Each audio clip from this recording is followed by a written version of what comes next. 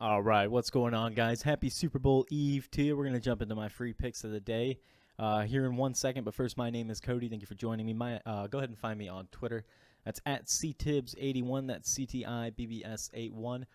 Go ahead and check out skillchance.wordpress.com. That's going to get updated here shortly, so that's not going to remain the same. But they're betting the NFL draft. Full guide to betting the NFL draft is on there, or there's a video. I've done a video on it where I go into pretty good detail on it, and I'm extremely excited to get to bet that. That's tomorrow, and I couldn't be more excited for it. Always a great day, always a great evening, lots of speculation, lots of who's going to move up, all that good stuff. We're not going to go into detail. We already know what the deal is, but yesterday, not a good day for me. Not a good day. 2-4, maybe 1-4, something like that. No, 1-2. 2-4, 2-5, whatever it wasn't a good day. So we are looking to bounce back in a big way today. And the nice part about it, knowing what I do and the strategies that I have, I couldn't be more confident in today in itself. Let's see, did we already win one? Nope. I already do have a few open. I do apologize for not sticking to the script. But we do have the parlay of the two teams between the White Sox and the Astros. The Astros were minus 216. This is something I like to do pretty regularly. I just mixed it up a little bit today. I usually go with two teams that are minus 200, minus 250, or whatever, that I know that I really like their odds in the game. They're playing well, and they're not just overpriced for no reason. They are overpriced for all the right reasons, which the Astros were today, coming back off a mentally tough loss. And so I did like them to win today, and of course they assumingly did. They won 5-2. The only problem is I took the White Sox because I like the White Sox a little bit, but I didn't like them enough to take them on their own. So they were plus 126. They are down 4-3 in the bottom of the ninth with 2 outs.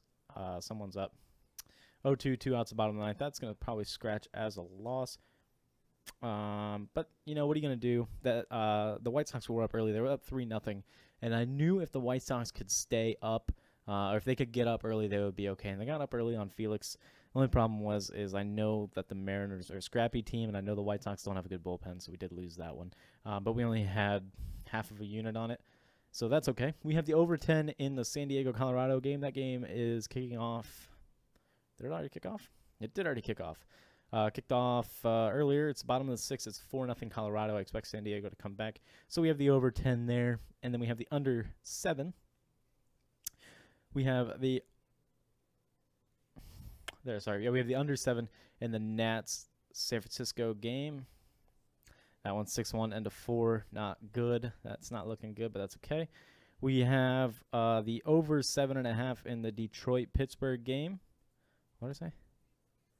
Over 7.5. That one's 2-2 in the bottom of the second. Looking good. We are A-okay with that one. We have the Braves minus 106, and I believe that game kicks off later today. The Braves play. That's a 6:40 start, so we do have the Braves winning that one. We have the Orioles minus 109. That's a 7 o'clock start. And we have the under 10 in the A's-Rangers game. And that game, presumably, starts at 8. And I was right. It's an 8:05 start.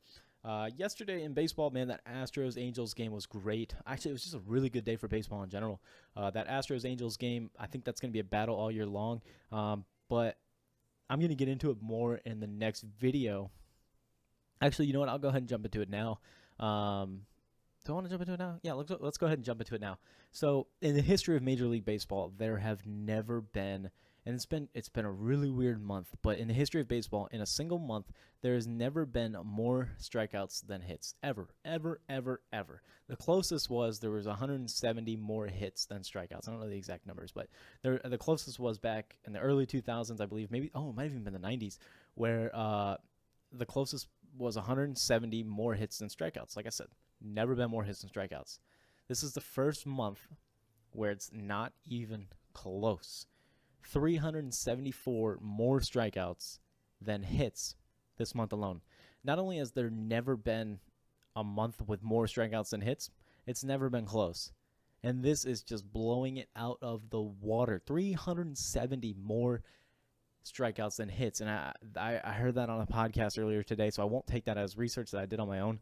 I think it was maybe Buster Olney from ESPN, but nonetheless, and it's been a really weird month of baseball, and things have gone my way-ish, but it wasn't tremendous like I had expected. And baseball's kind of trending in that direction, and that's going to be an adjustment for handicappers to make, right? You have to understand that strikeout ratio is a lot higher, but the home run ratio is also a lot higher.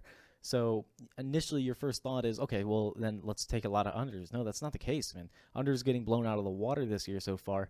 The overs are doing tremendous because players are doing better at taking the walk. They are getting better at taking the walk.